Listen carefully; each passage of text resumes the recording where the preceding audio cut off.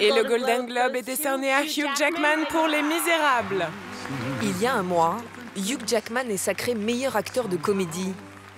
À 44 ans et après plus de 20 ans de carrière, il est enfin reconnu par le tout Hollywood. Merci beaucoup, je suis très ému, je vous remercie. Un Golden Globe, une nomination aux Oscars et la sortie du nouveau blockbuster Wolverine dans quelques mois. Nous avons voulu en savoir un peu plus sur ce mari aimant, ce père de famille modèle et cet acteur désormais admiré. C'est juste le rêve de travailler avec lui. C'est le rêve de le connaître dans la vie. Je l'adore trop.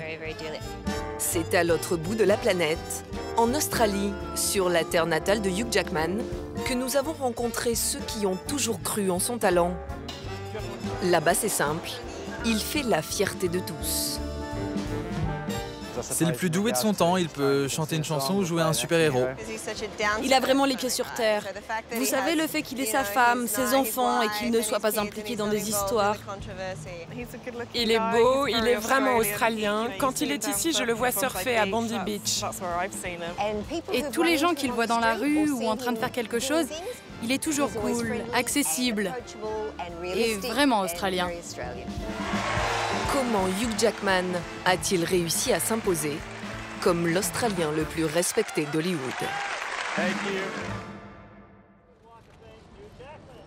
Décembre dernier, sur l'avenue la plus célèbre de Los Angeles, Hugh Jackman reçoit la 2487e étoile sur le célèbre Walk of Fame. Même s'il vit aux États-Unis depuis une quinzaine d'années, c'est à son pays natal qu'il dédie les premières lignes de son discours. Je suis un enfant de Warunga, dans la banlieue nord de Sydney. Non, vous ne connaissez pas Warunga. Warunga. Nous sommes retournés dans cette banlieue chic de Sydney. Des jardins paisibles, des petits commerces, un quartier aux allures de village. Marc Di Stefano connaît bien Warunga. Journaliste pour l'un des plus gros médias du pays, il nous guide ce matin dans le quartier d'enfance de Hugh Jackman. Ici, on est devant la Knox Grammar School à Warunga, au nord de Sydney. C'est là que Hugh Jackman est allé au collège. Il devait avoir 12 ans. Il est resté là 6 ou 7 ans. Et c'est ici qu'il a commencé à aimer le théâtre. Un écolier privilégié, mais qui cache en réalité un train de vie extrêmement modeste et des blessures. Sa mère l'abandonne alors qu'il n'a que 8 ans. Son père doit assumer seul l'éducation de Hugh et de ses 2 frères. C'est une école extrêmement chère. Les frais de scolarité coûtent des milliers de dollars. Ce que Hugh Jackman a dit, c'est que son père a sacrifié beaucoup d'argent et beaucoup de temps. Il a cumulé plusieurs boulots pour envoyer Hugh et ses frères dans cette école. Même pour avoir l'uniforme, c'était extrêmement cher. La valeur de l'argent, le goût de l'effort, Hugh Jackman a très vite assimilé ces notions.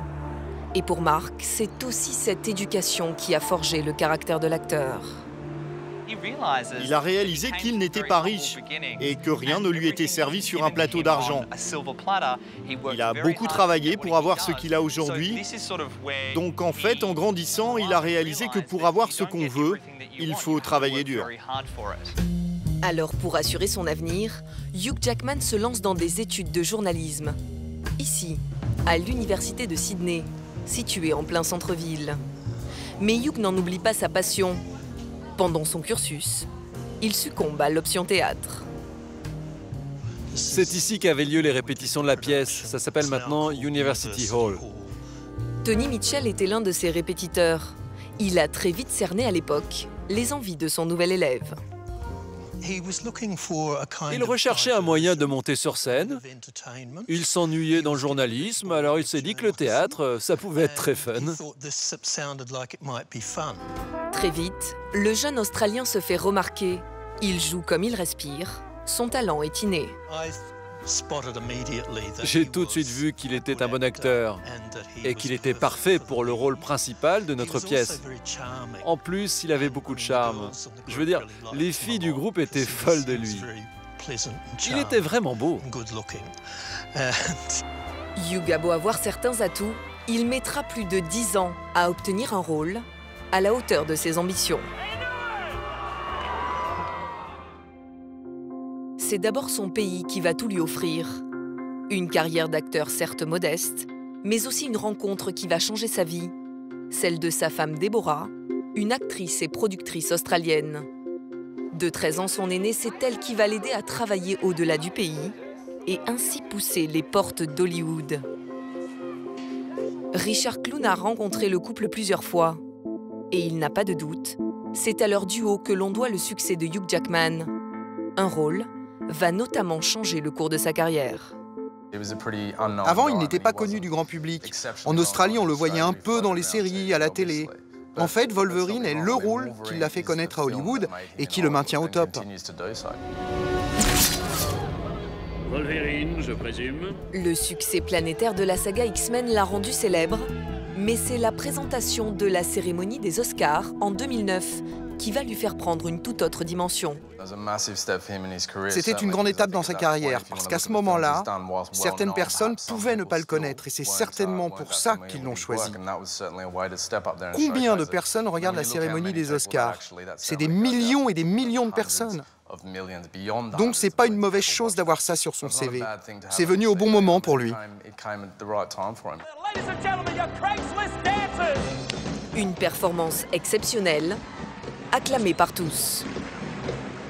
Rares sont les acteurs à oser ainsi chanter, danser et jouer la comédie. Hugh Jackman va en faire sa marque de fabrique.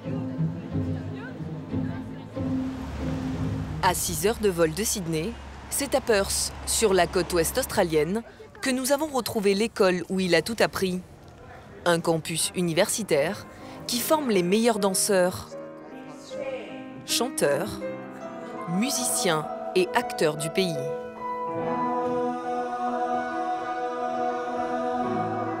Chris Edmunds se souvient très bien de son ancien élève Hugh Jackman.